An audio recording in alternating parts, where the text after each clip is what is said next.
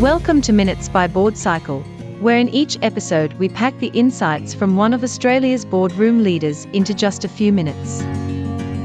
Today's podcast guest is Mark Johnson, Chair of HCF, Councillor at the University of New South Wales and Director of Aurecon, Goodman, Sydney Airport Corporation, and Metcash. Mark talks to our host, Richard Conway, about the importance of the humble agenda. Hello and welcome to the Minutes podcast. I'm your host, Richard Conway, and today I'm honoured to be joined by Mark Johnson. Mark is the chair of HCF. He's also a councillor at the University of New South Wales and a director of Metcash, Aurecon, Goodman, and Sydney Airport Corporation. Prior to his non-executive director career, Mark had an extensive career in audit and finance, where he was the CEO of PwC Australia. Welcome, Mark. Thanks, Richard. So, Mark, today I wanted to quiz you about the humble agenda, which is not something that we often get to hear from directors like yourself about. And I guess I think what's overlooked about agendas is that there's nothing else that so clearly and specifically demonstrates what's most important to a board at a particular point in time. So it literally defines down to the 5-minute interval what a board will and will not spend its time on during a given meeting.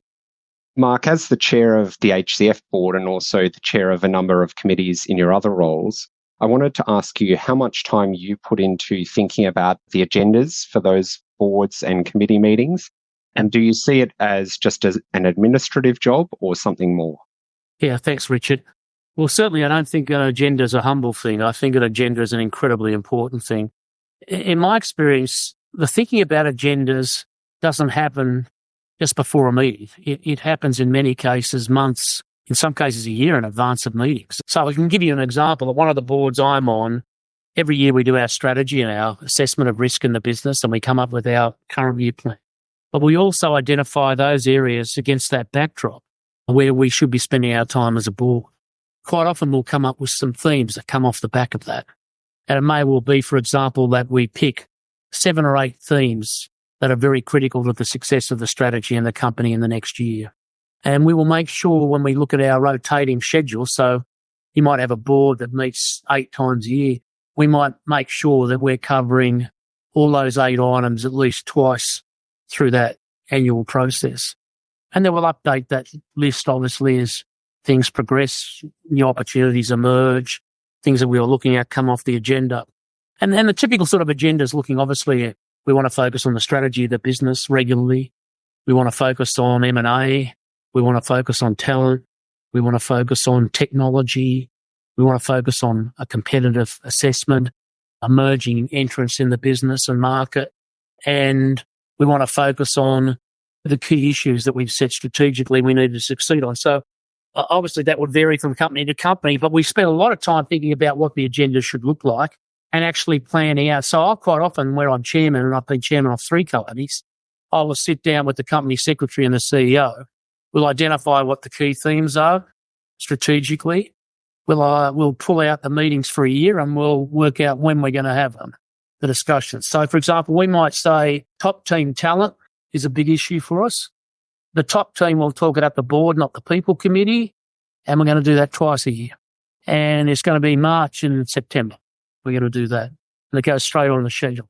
So we'll do a lot of thinking about those sorts of things. And so as we come to look at an individual meeting, quite often we've populated the topics for the year in advance in thinking them through. The other thing we've done at a couple of places, which I think's worked really well, is we've broken the agendas down into 3 big buckets. One is performance, the second is strategy, and the third is governance.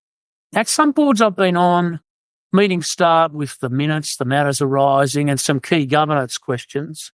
And you find that a lot of time gets taken on some of those things, and then you're squeezed up against time when you're talking about some of the bigger strategic matters. So at some of the better places I'm at now, we talk briefly about performance. That'll be the MD and the CFO reports.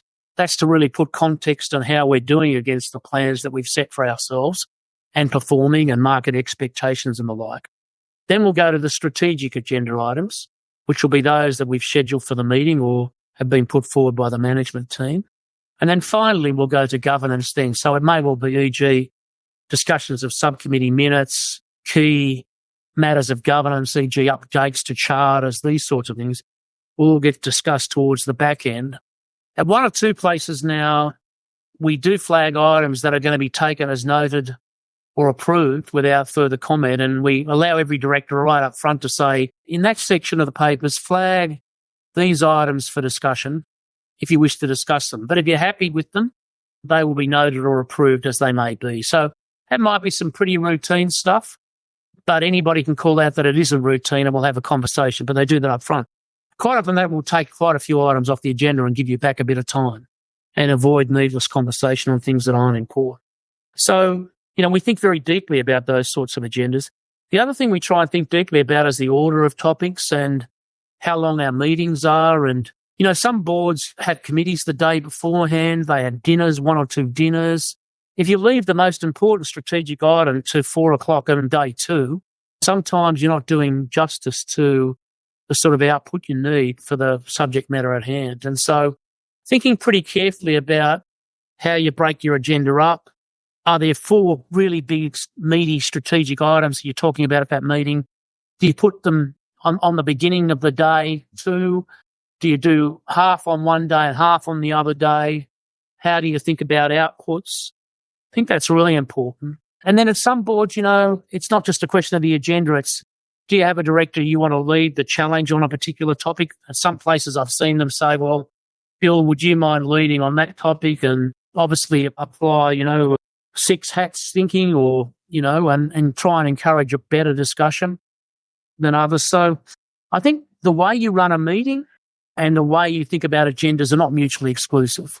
I think you need to look at them very carefully.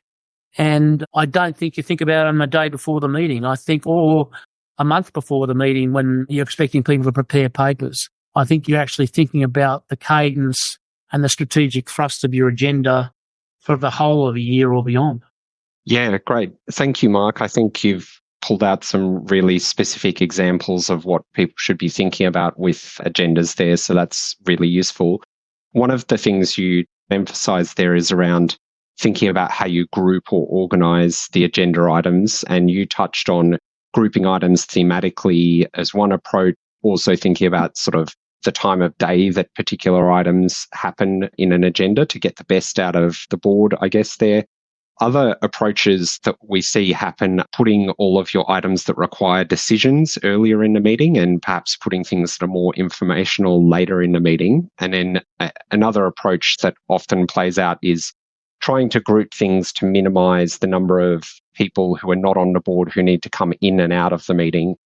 And I just wanted to ask you, do you think there's a best approach there, or do you think you have to kind of balance those different things, or do you have a preference personally? Well, I think, to be honest, if you're thinking about a meeting, it needs to be very tailored for every meeting, because there'll be some meetings where you can group items together and you can have people come in and leave, and there'll be others where you can't. And it really does depend on what the subject matter is. And I think you can have some broad rules, e.g., we want to spend more time in these areas, and so agenda-wise, don't bring us forward things that don't sit in these buckets, absent, a regulatory intervention or something else.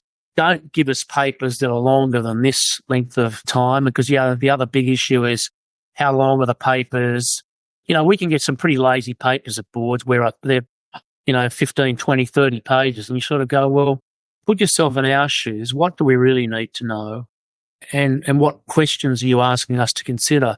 Quite often people will just do a dump, and you're saying, well, what I need to know in an insight sense, and give me a recommendation, and then give me the questions you want us to consider. I think there needs to be a lot of thought about what you're trying to use your board for and how you're using it. So I think what works for one meeting mightn't work the next meeting. And so I think the richer the thinking in advance of a meeting, the better.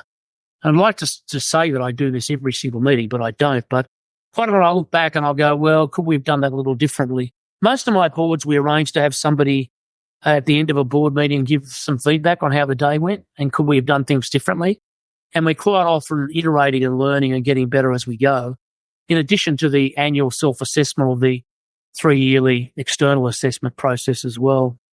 So I'm not really giving you a clear answer there other than to say the things you raise that are all very reasonable and realistic, and you do need to think about those things.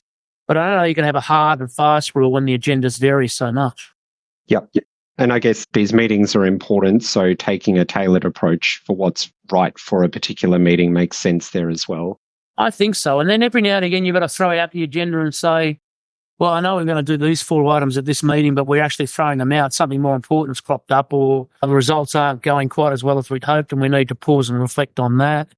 And there's always people issues and regulator issues and a range of other things that are upsetting the apple cart. So you've got to be agile here. But I do think it's important pretty much a month or 6 weeks out. As soon as you finish one board meeting, I think the next week, the CEO and the chair and the company secretary should be sitting down to plan the next meeting, I think, and pretty carefully. Yep, absolutely. And so, Mark, you talked there about the issue of covering as in a lot of topics on the board, but also needing to go to depth on certain things. So some things are complex. They just need the board to give them time to go through them. So do you have a particular approach that you take to balancing those things and deciding? You talked earlier about the idea of putting some things at the end of the agenda which are less likely to require time, and giving directors at the beginning of the meeting the opportunity to flag if they want to discuss those. So that's obviously part of the approach, which sounds like a pretty effective idea there. But I imagine also sometimes you just have to make a decision that certain things just don't make the cut for this meeting. How should we think about what makes the cut and what doesn't? Well, I think if some things don't sit within if you've set yourself at the beginning of the year, these are the broad areas we need to cover to run this business, then I think you've got to be pretty ruthless about that. And equally, you've got to encourage and nurture management. And if the CEO says, I want to bring Bill to the board, they're doing a great piece of work in this area. It's not big today, but it'll be big tomorrow, and I want you to see them. We might say, well, that's good enough. That's ticking a box. It's a talent box. This is something else. We'll put it on. There might be other things we'll say, no, it's just not on agenda enough, and we're not going to do it. So I think that selection process, which is normally the chair, the CEO, the company secretary together, consulting with committee chairs in some cases, I just think that's a very robust process for thinking about those things. And you just got to be ruthless sometimes. And of course, sometimes you start meetings and say, we're just not going to get there, and I'm not going to do this topic proper justice by rushing at the end. We're putting it off to the next meeting. Or occasionally what we do is we'll say there's a topic that's so important that we might have a special call just on a topic. And quite often between meetings, we'll go, well, gosh, this agenda's got away from us a little bit. This topic's too important. Do you mind if we just have a special phone call on that one topic? The beauty of that is it's great because you can have an hour on the phone or by video talking about a specific topic. And it's not too hard for people to find an hour between meetings and do justice to a topic. Quite often we're doing our learning and education sessions that way, where we'll have a video, e.g. we've got a climate change forum that we want to tap into, or, we had McKinsey, I know one place give us a particular bit of feedback on something, and we said, listen, let's not detract from the board day. We'll do that separately. And people are generally happy within reason to dial into something special like that. So I think you just need to adapt to what's right, but we will not put things on the agenda. We will move them to other meetings. We will take them off, and we'll be agile in meetings if we think we need more time on a topic to do justice to it and defer some other things. And I think there's no right or wrong way to do these things. I think the right or wrong way, ultimately you've got to have the interests of the company in mind, driving what the big areas of focus are for success. And as long as you've got that in the back of your mind, you can make these sorts of calls. Absolutely. And Mark, just to finish up, I wanted to ask you, if there was a new company secretary who's starting at one of your organisations, what are the top 2 or 3 tips that you would give that person to make sure that they nailed the first agenda that they gave you as a chair? I think they should obviously understand what the cadence of the businesses are already, because if they want to change them, it's helpful to understand how things are working at the moment. My own view is they need to have a good open relationship with the CEO and the chair. I'd potentially, with the chair's permission, ask whether I could have a chat to the leadership team and the CEO and the various board members to get their perspectives on board agendas, papers, and how it all came together. So I'd probably do a bit of a listening exercise like good people do when they take on new roles.